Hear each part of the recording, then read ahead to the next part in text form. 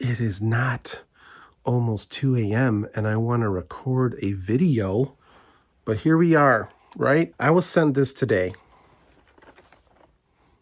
Scream 7. I thought I shot a ranking video, but I didn't.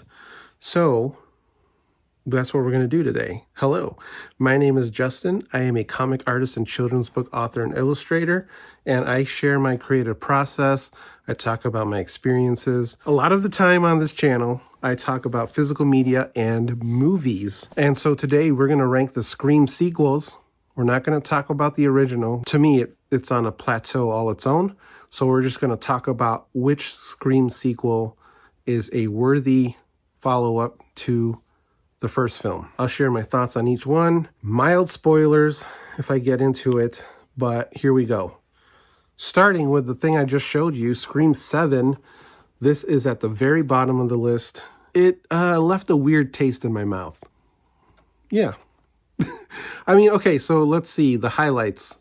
Really cool to see Sidney Prescott and Neve Campbell return. Really cool that Kevin Williamson returned to write and direct this one. Behind the scenes troubled production really kind of messed with this whole end result. Because originally it was Chris Landon, who does the Happy Death Day movies. He was going to do Scream 7, but then stuff happened with the, at the time, franchise stars, Jenna Ortega and Melissa Barrera. And so things got real messed up. And like I said, it was really cool to see Neve Campbell return prominently in a big role. But I felt like they took a lot of pot shots at the reboot franchise's stars. You know, they mentioned New York a lot in this one and talk about how Sidney wasn't there, like speaking on AI and deepfake videos. But it was very empty.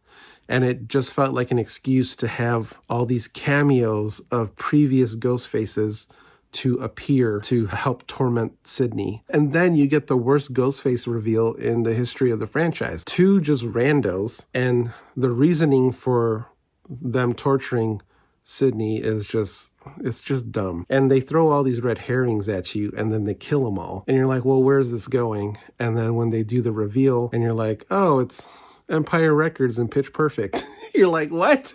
Didn't make any sense. So at the very bottom of the list, we have Scream 7. Unfortunately, but I do own it because I am crazy and a completionist and I had to have it. Scream 3, though, moved on up a spot because Scream 7 is so bad. And you know, after subsequent rewatches, Scream 3 isn't that bad. I really like Parker Posey in it. This becomes very meta on itself because there's like a new Stab movie that's being made. And so it takes place like on a Hollywood set. And there's some really cool kills. And I believe the only Ghostface reveal that is a single person. And Patrick Dempsey's really great in this. I really wish they brought his character back. Parker Posey, Courtney Cox's bangs. That's pretty much all that you can remember. Oh, and the Jay and Silent Bob cameo. So there's that. Scream 6. Ghostface Takes Manhattan. Now, this one, they take the Carpenter sisters out of Woodsboro and they go to college. So it's literally the Scream 2 of the reboot series. And they establish these new rules with Chad and Mindy and like the core four, right? But then it gets all done away with in Scream 7, which I'm not really a big fan of the ghost faces in this one. I do like that they brought back Kirby because she was one of my favorite characters. It's not bad. And like the fact that there's no presence of Sidney is weird. You know, she helped build this franchise and they didn't want to pay her what she's worth.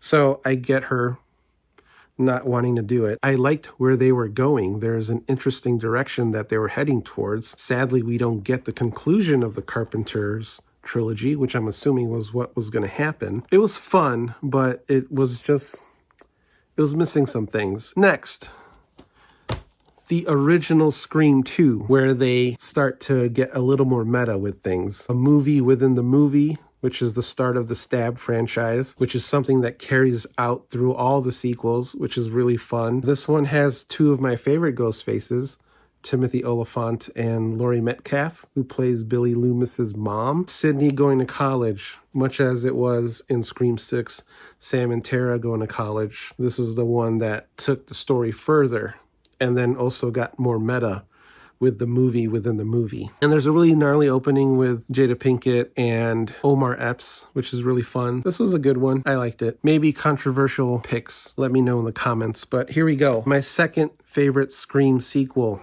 is the reboot, Scream 5. 5 Cream.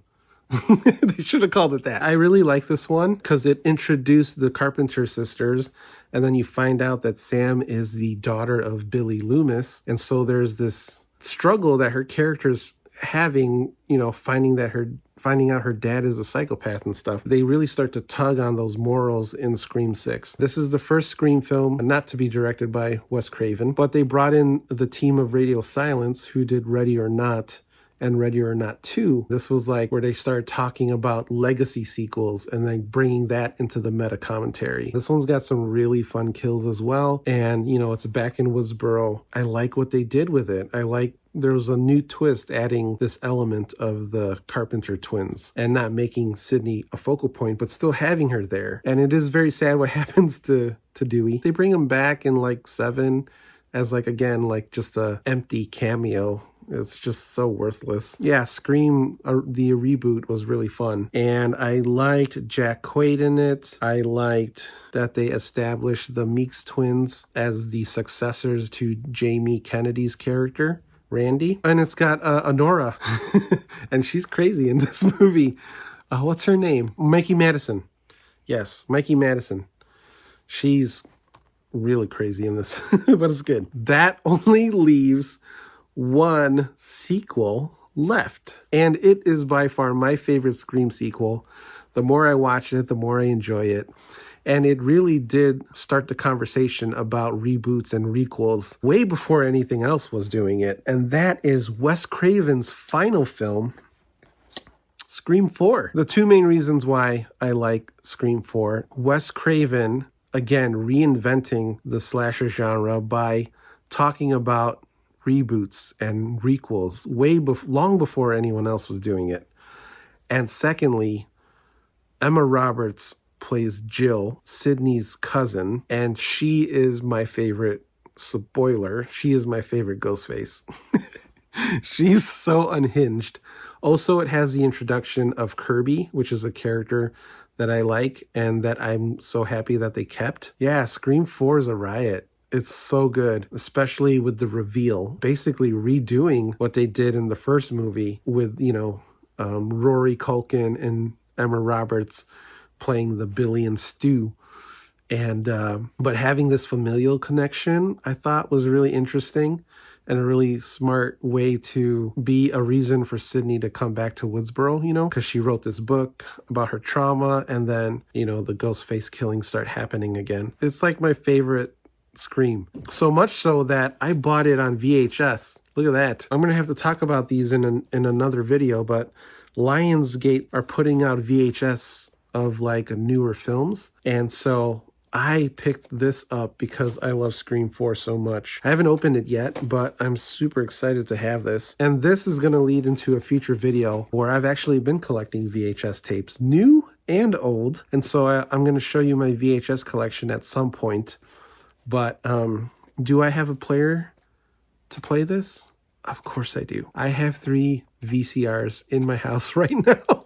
So my favorite Scream sequel is Scream 4. So that is my ranking of the Scream franchise. Let's talk about it.